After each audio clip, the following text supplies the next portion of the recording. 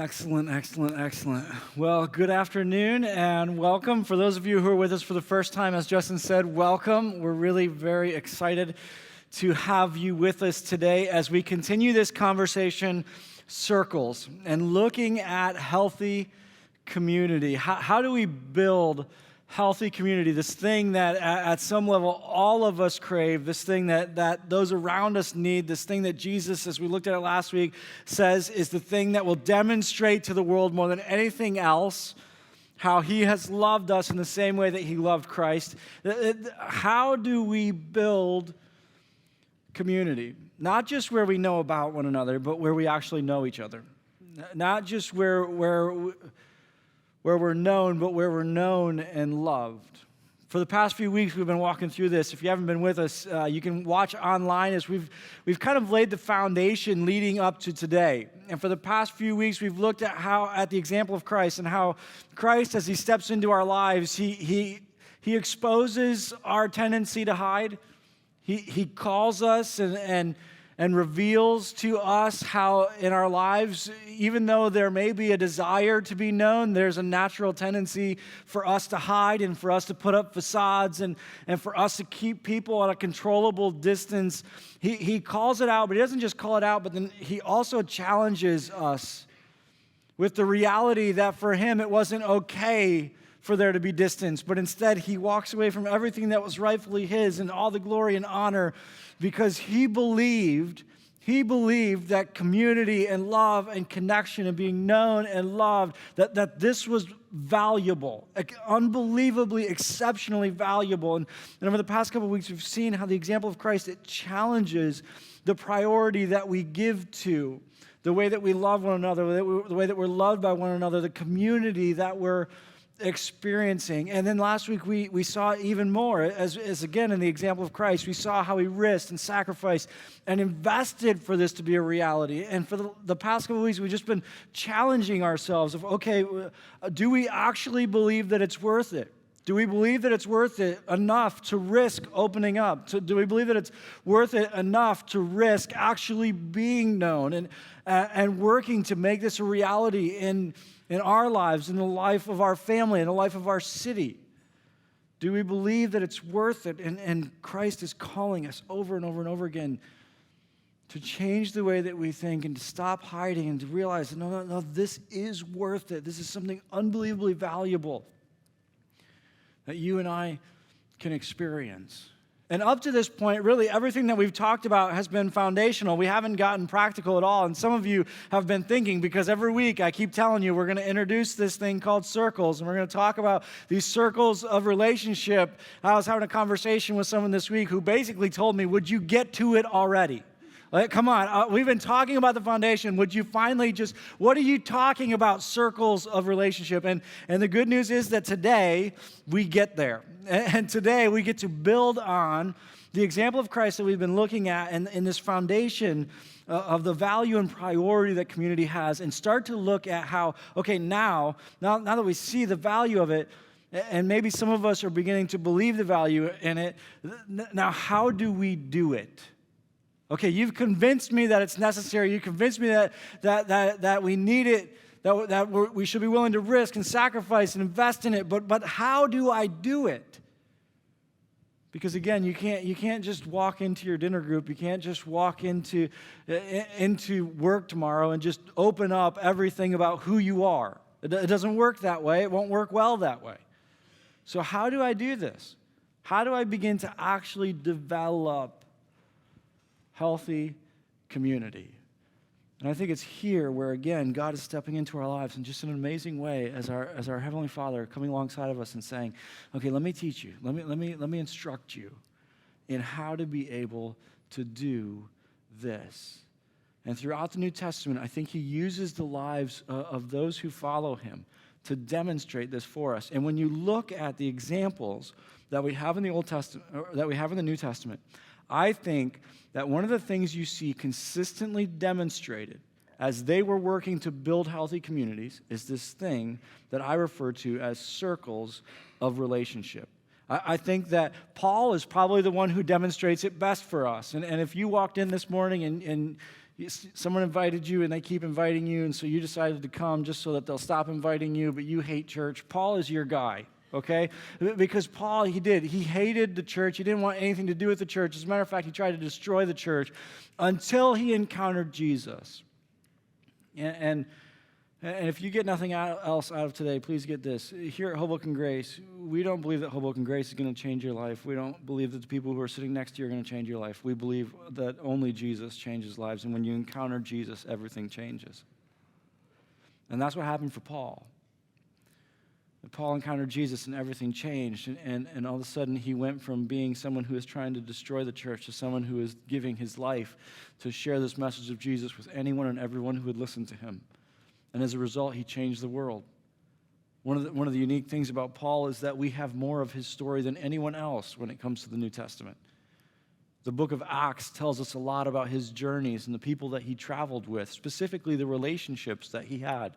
As he writes to the churches, oftentimes he talks about the relationships that he has with different individuals and friends and colleagues and these different circles of relationships in his life. And so as a result, because of the fact that we have so much exposure to his life, we're able to learn a lot from Paul. And I think we're able to learn a lot specifically as it pertains to the relationships in our lives and how to be able to live out this dream that God has called us to, this dream that Jesus prayed for you and for me, that we will be able to experience community in the same way that the Father and the Son and the Holy Spirit have community. And the Scriptures talk about how the Father and the Son and the Holy Spirit, that they know one another and they love one another, connected to one another in such a way that they're almost indistinguishable.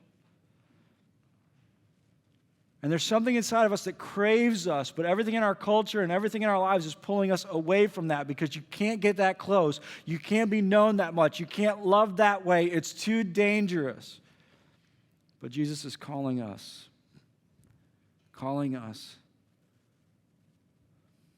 to risk and stepping into our lives and saying, no, community, being known and loved, being able to know and love, it's worth it. It's worth it.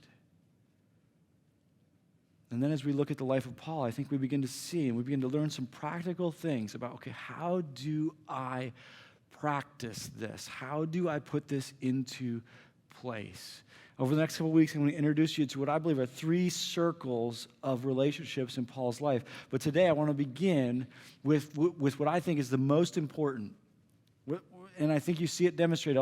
We'll talk through it as we go through it. But I think it's the most important circle, especially as you're beginning this journey. I'm going to take you to 1 Timothy chapter 1, verse 18. In 1 Timothy chapter 1, verse 18, we see the relationship that Paul has with an individual named Timothy. And Paul, as he's been planting churches and as he's been sharing this message of Christ all throughout Asia, basically what happens is that Paul plants a church and encounters this young guy named Timothy. And he takes Timothy under his wing, and Timothy begins to travel with him, and Timothy begins to learn from him, and they begin to develop a relationship. You see the relationship in 1 Timothy because Paul is writing to Timothy. Timothy's become a pastor at one of the churches that they've planted, and so he's instructing him, and he's talking to him, okay, this is how you do this, and this is how you... And as he's teaching them, as he begins his letter to him, he talks about their relationship. Listen what it says in 1 Timothy 1:18. It says this. It says, Timothy, my son, here are my instructions for you. And as he's writing to Timothy, you can see he's opening the door for a second for us to be able to see their relationship. He said, Timothy, my son. Now, he's not actually his father. He's not actually his son. But they have this type of relationship. And as you look at this, whether it's Paul with Timothy, whether it's Jesus with the disciples, whether it's Paul's instructions to Timothy, or even throughout the entire New Testament, you see it demonstrated over and over and over again, the role that Paul plays in this verse, and I think which is probably the most important circle that you need to develop as we're looking at how do I develop healthy community, is the idea or the role or the circle of mentors. You need mentors. Or what we talk about here, when I talk about this with my staff, I'll ask them, okay, who are the Pauls in your life? Who are the Pauls in your life? And who are the people who are helping you, guiding you, directing you, speaking into you along this journey? You see it. You see it throughout the New Testament. Jesus in the life of disciples, what is he? He's playing that role of mentor. He's discipling them, building into them, speaking into them. Even when Jesus talks about the Father and the way the Father speaks into his life, he talks about it in this way. It's demonstrated over and over and over again. Paul, with Timothy, demonstrates it perfectly where he's building into him. And not only is he building into him, but he speaks to Timothy in 2 Timothy chapter 2, verse 2, and says, I want you to do the same thing for other people. And the New Testament is establishing the priority of this role or of this circle of mentors. You need people who are speaking into your life. You need people who are advising you. You need people who are going to be able to help you navigate this journey.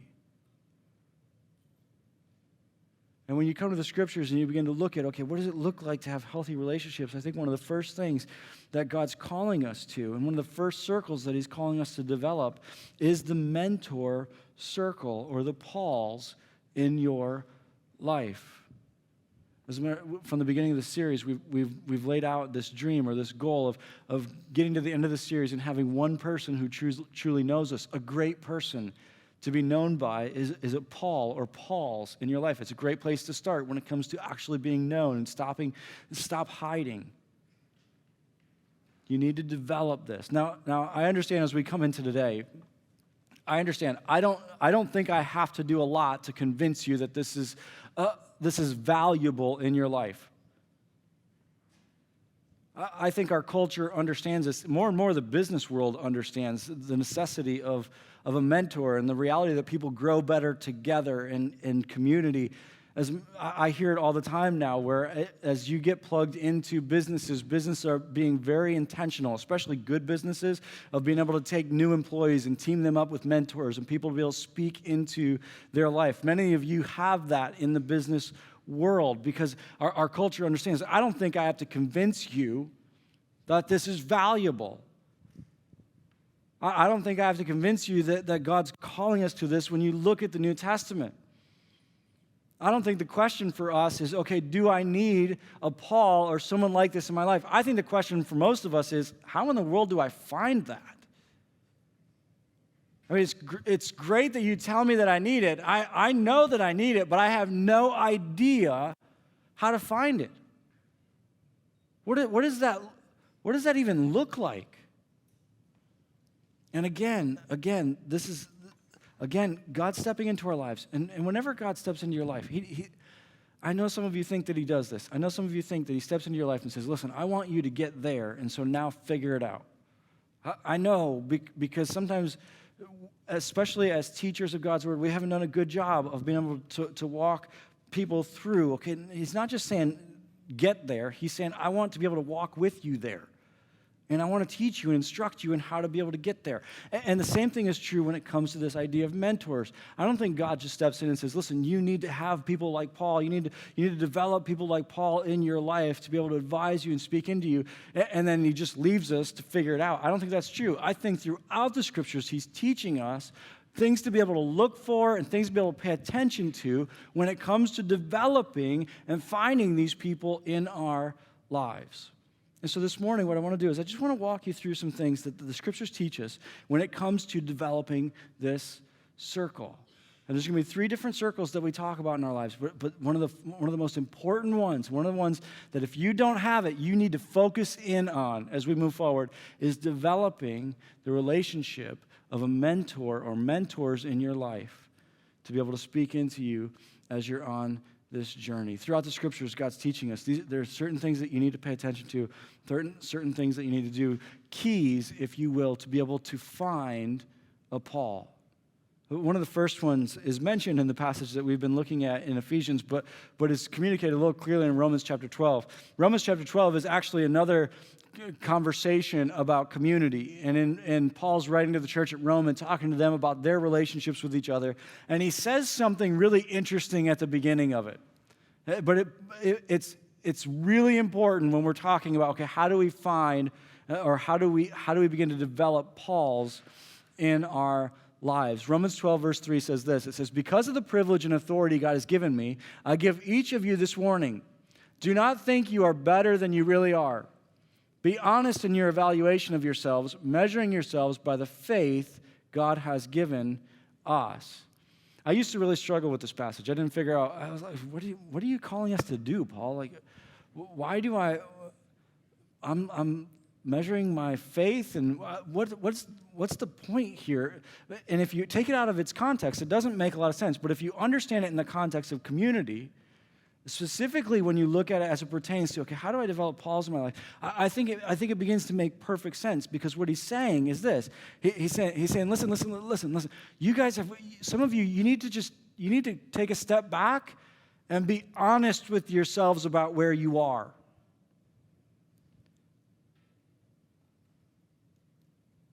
And I think one of the most important things when it comes to finding a Paul, or when it comes to developing this circle in our lives, is that we have to think soberly or honestly about ourselves. If you're here today and I started talking about finding a mentor, and you thought to yourself, you know what, I don't think anyone here could mentor me, he's probably talking to you, okay? He's probably talking to you. If every dinner group you've ever walked into, you've thought to yourself, these people are so far behind me, he's probably talking to you, all right? And he's calling us to think honestly about ourselves and where we are. He says, listen, we're all at different points on this journey, and you need to be honest with yourself about where you are. This could actually work both ways. For some of you, you're here, and I started talking about mentorship, and you're like, I don't need that. But then others of you, you thought to yourself, no one would ever do that for me. You need to be honest with yourself about where you are. Some of you thought, I'm not worthy of anyone speaking into my life in that way. Both are lies. Both are lies. And Paul's saying, stop. We need to just take a step back and be honest about where we are. And for those of you who say, I'm not worthy of it, you're not being honest with yourself about where you are, because Jesus Christ gave his life for you, and Jesus Christ has called you into this family, adopted you in this family, and wants for this to be your reality as well. And he's calling you to this. And for those of us who are here who say, I don't need that, he says, no, you need to be honest.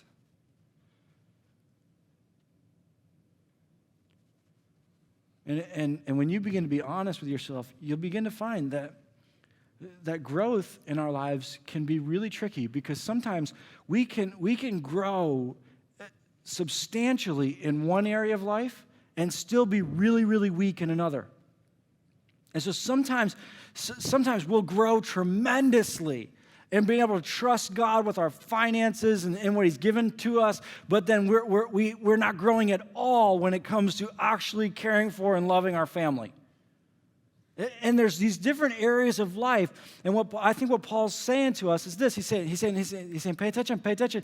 Listen, guys, you need to be honest with yourselves about where you are, because that's going to help you in community to be able to identify, okay, who are the people that I need to speak into me?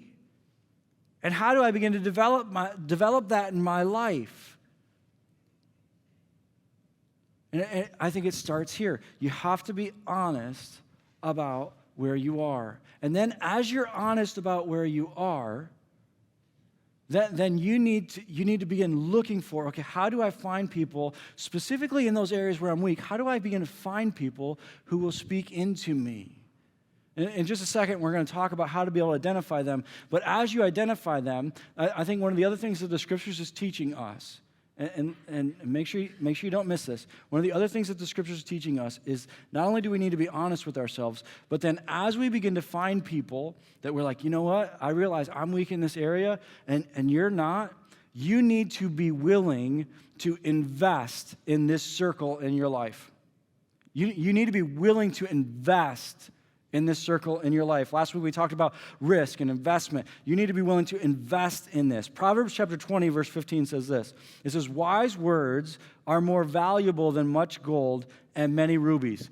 He says, I know all the things that you think are valuable. He says, let me tell you something. All those things, they don't even begin to compare to wisdom and wise advice. This isn't the only time in Proverbs. I probably could read you 30, 40 different times where in Proverbs it's talking about the value of wisdom. And he's saying, listen, when you find someone who's able to speak into your life with wisdom, you need to value it.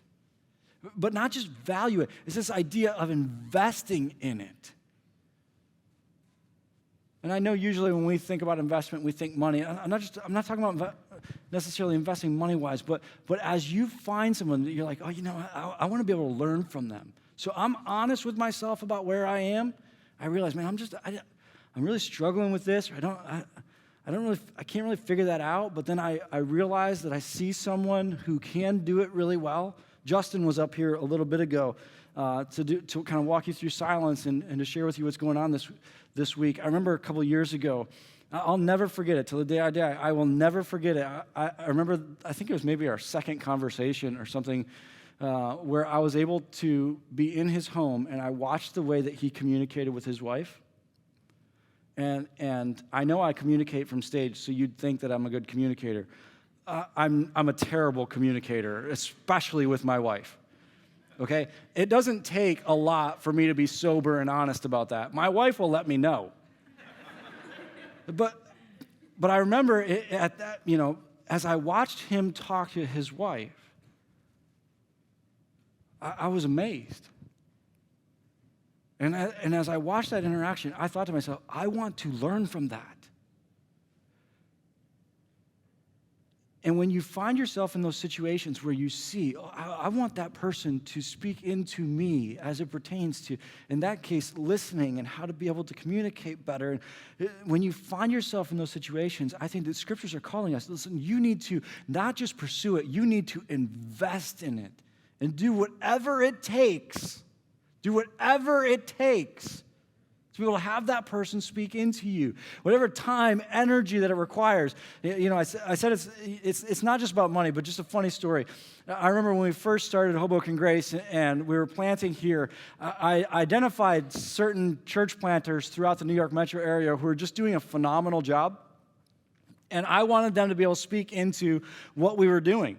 And I wanted to be able to just kind of call them up or shoot them emails as I encountered different things along the way. But I also knew that their churches had kind of grown significantly, so they were really busy, and it was difficult to get a hold of them and difficult to get a meeting with them. But I knew that I wanted their advice and their counsel, and so I just started emailing them, and I figured I'll just do whatever it takes. So I emailed all of them, and I said, listen, I know that you're busy, but I really would like for you to speak into what's happening here in Hoboken as we plant this church. So you just tell me whatever day, whatever time, lunch, dinner, you just tell me your favorite restaurant, and I will buy you lunch or dinner anytime you want. It was amazing how many responses I got. and you know what was interesting about it? A lot of them responded back and said, don't worry about dinner or lunch, but I can grab coffee at this time. And they responded to me when they wouldn't respond to anyone else. But what I had communicated, and I think the reason why they responded to me is because in my email, I had communicated to them, I value your input. And I had honored and respected them. And in that way, I had invested in this.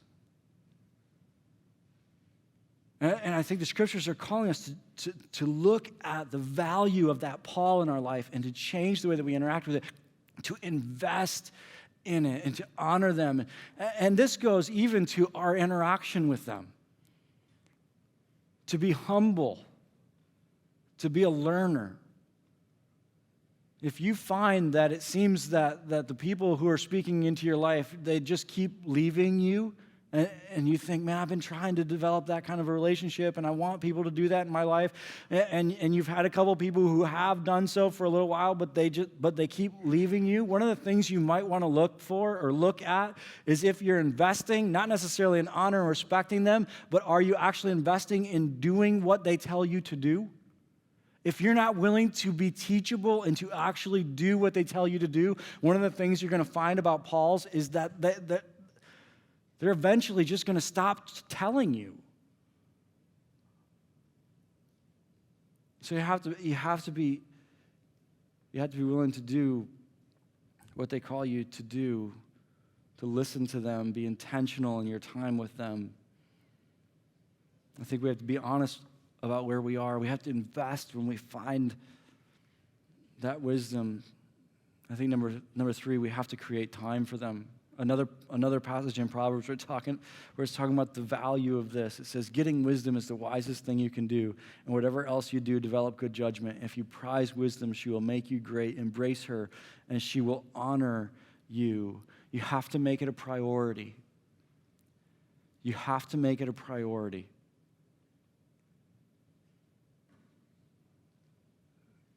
And some of you have people who want to speak into your life, but you don't make your time with them a priority.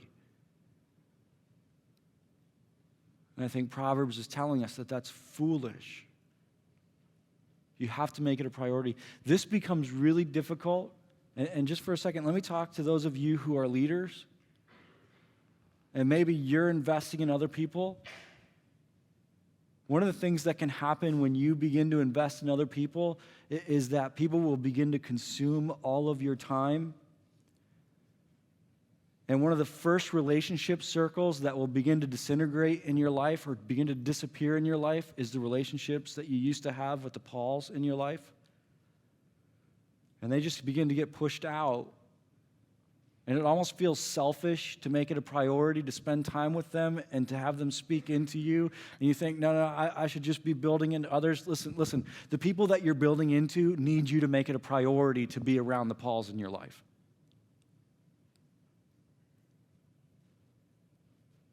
Again, I think this is a principle that's demonstrated throughout the New Testament. Jesus understood that his disciples needed for him to take time to be with the Father. The disciples knew that the people that they were investing in, that they needed to take time to listen to the Father and to Christ. You need to make it a priority to create time for them. Not just hope that it will happen, but to create time for it to happen. To be intentional about it. It should be one of the most intentional relationships in your life. We have to think soberly about where we are. We have to invest in it. We have to create time for it. Another thing is that we've got to leave behind some of the myths that surround it. We've got to get rid of some of the myths that surround it. I think one of the greatest myths that surrounds this circle in our lives is that it's supposed to be filled by one person. I only need one. Sometimes, and I see it happen all the time. And we think mentor. I need a mentor. Listen to what this passage says. Listen what this passage says in Proverbs chapter 11. It says this. It says, without wise leadership, a nation falls.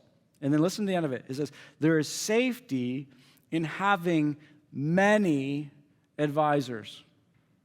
But we think I need a mentor. And what we're saying is, I need a Superman. I need someone who has all the answers and has everything together, who's going to be able to answer any problem I have anytime. Sometimes I'll have college students, because of the fact that we're a younger church. I have a lot of college students where this happens, and they'll come up to me and say, Chris, I just wanted to ask you, will you be my mentor? And they say it in that singular focus, and I can see it in their eyes, and I say to them, absolutely not. Because I know that it's going to be a 45-hour-a-week job. And basically what we're doing is we're looking for that one person. And they're going to just pour their life into me. And their life is basically going to be all about me. And we're looking for the one mentor who's going to change our lives. The scriptures teach us something completely opposite. They say, no. You don't need one advisor. It says there's safety in many advisors. If you just get this about what we're talking about mentors, get this. Listen. This is one of the best pieces of advice that I've ever received. You need at least 4 Pauls in your life. At least 4. You say, I can't even find one. Part of the reason why you can't find one is because you're looking for someone to give you 20 hours a week. And every person who's involved in your life or invested in your life just gets burnt out because they're the only person that you call. And you call them about every problem.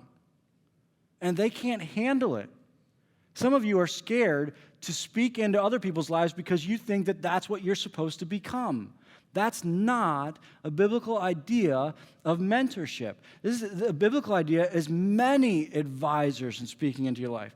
One of the best things that I began to do about 4 or 5 years ago is that I began to develop mentors based upon strengths. If I want to talk to someone about how to communicate and listen, I'm going to call Justin. I am. I'm going to say, Justin, what? And I'm going to talk to Justin about it. I've got a guy named Brian. Brian's my coach. If I want to talk to someone about how to be able to lead a staff or how to be able to church planting and that type of thing, I'm going to call Brian. But if I have a problem in my personal relationship with Christ, I'm never going to call Brian. If I called Brian, Brian would tell me to call someone else. But I got a guy named Roger in my life. And Roger's poured into my personal spiritual journey with Christ. When it comes to my family, how to be able to love my wife and my interaction with my kids, I'm going to call my dad. And there's a variety of people or a variety of Pauls that I've developed in my life, and they have different strengths. And rather than stepping into someone's life and saying, will you sacrifice your life for me and be my mentor? What we need to do is to be able to identify, man, I want to be able to do that like them. Some of you do this in the business world. You're like, man, I want to be able to network like them. So you ask them to teach you to network. You don't ask them to teach you everything about life. And that's what we need to do as far as our spiritual journey as well, to be able to step in and say, listen, I want to be able to interact with my boyfriend like you do. I want our relationship to look like that. And so when I have relationship questions, do you mind if I just call you? You see how much easier that is? See how much better that is? It's not, will you take responsibility for my life from here on forward? It's much more manageable. And the Bible says it's wiser. God says this is what it's supposed to look like. Many advisors. Develop a circle. This is why I keep saying Paul's, not Paul. You need to develop a circle. Another myth is that they're going to solve all my problems, or that they're going to, that in some way, shape, or form they're going to be the be-all, end-all for me, especially when it comes to the love that I crave, the acceptance that I crave, the value that I crave. There's a passage in Matthew chapter 23 that's where Jesus is talking to his disciples, and he says this. He says, "Don't let anyone call you rabbi, for you have only one teacher, and all of you are equal as brothers and sisters. And don't address anyone here on earth as Father, for only God in heaven is your spiritual Father." Jesus is talking to them. He says, listen. You need to understand something. As this family develops, there's only one dad. There's only one dad. It's him. It's him. And some of us, because of the fact that we come from broken situations, and all of us crave it, right? We crave love and acceptance, and we go to our mentor, and what we're really looking for them to become is to be our dad, and to be the one who provides the love and acceptance that we long for. And God says, no. That's going to be a huge mistake. You need to make sure that the one that you address as Father is him.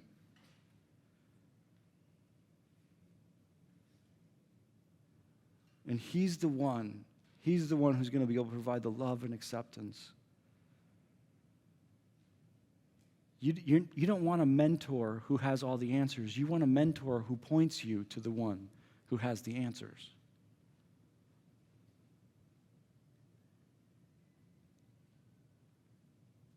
He says, you got to be careful. This myth that they're going to, that in some way, shape, or form, that they're going to be a God in your life. Another myth is that they're all leaders, that they have to be leaders. I see this happen a lot where when I start to talk to people about developing Pauls, they always look for people in leadership positions. You're making a huge mistake. Some of the greatest mentors and some of the people who can speak into your life the best, they don't have the gift of leadership. But they're gifted in other ways, and they're going to be able to speak into your life as it pertains to how you care for the people around you, how to be able to interact with life in a way that's life-giving as opposed to destructive. And some of the greatest mentors in my life, I think of my grandfathers, neither one of them had the gift of leadership, but they were unbelievable men when it came to following God. It's a huge mistake that we make. Another mistake that we make is that they'll find me. And so we're just kind of sitting back and waiting. When are they going to find me? Remember what it says in Proverbs, it's more precious than gold and precious rubies. You need to initiate. You need to find them. There's all sorts of myths. We have to debunk the myths. And then probably most importantly, we have to change, I think for some of us, what it is that we're looking for or how we identify them. Especially in the church, we have a problem with this because in the church, we're always looking for people who are the most knowledgeable. We're always looking for people who are the most knowledgeable. And we have this equation in our minds, and we can't get rid of it, that the people who know the most are the most spiritual, or the people who know the most are the ones who know God the most. But Jesus is calling us to a different way of evaluating this, a different way of looking at this. And this is so important. We talked about this at the beginning of the year, that we need to change the way that we evaluate our own lives, change the way that we evaluate those that we follow. And so in Matthew chapter 7, beginning in verse 16, Jesus is talking to his disciples about this, and he says this. He says, you can identify them by their fruit. That is, by the way that they act. Can you pick grapes from thorn bushes or figs from thistles? A good tree produces good fruit, and a bad tree produces bad fruit. He says what you need to pay attention to is the fruit in their life. Now, biblical fruit is twofold. One is, how do they influence people toward Christ? Right?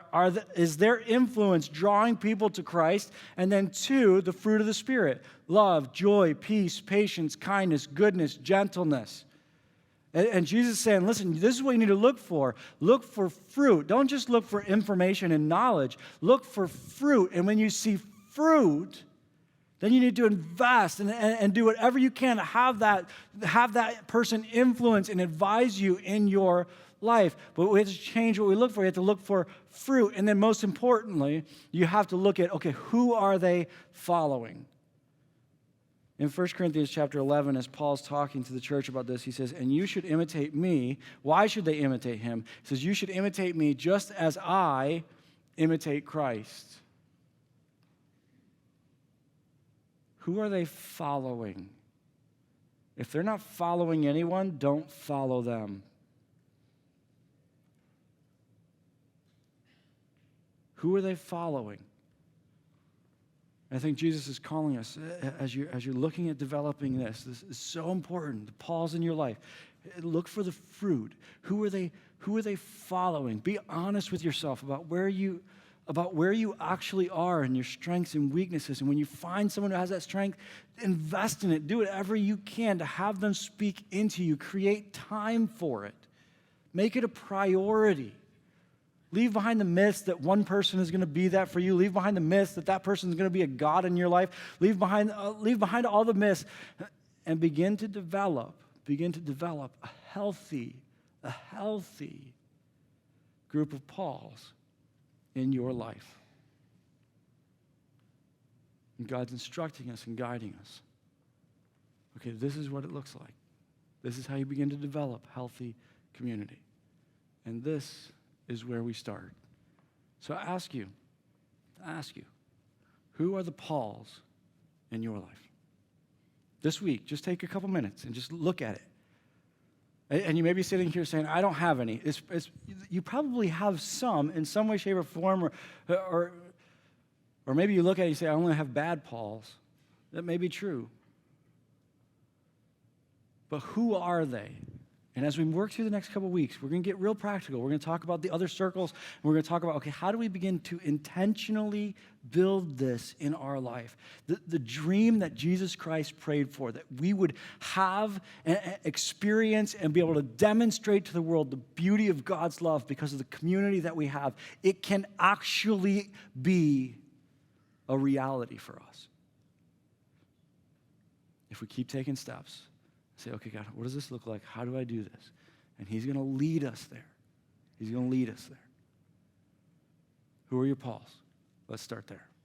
Will you pray with me? Father,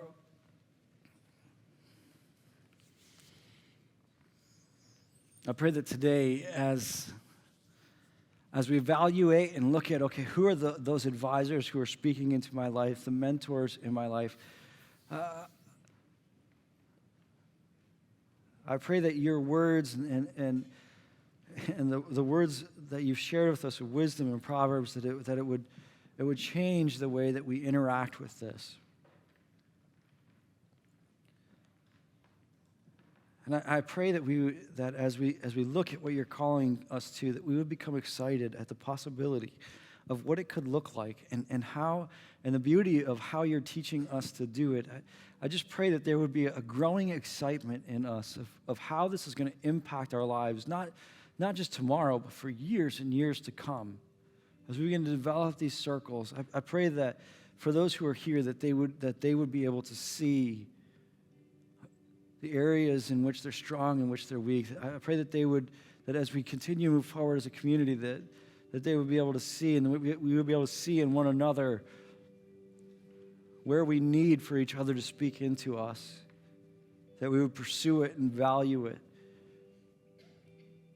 And as a result, more than anything else, I pray that your glory and your love would be known by our city because of how we experience, demonstrate, and show your love. In Jesus' name, amen.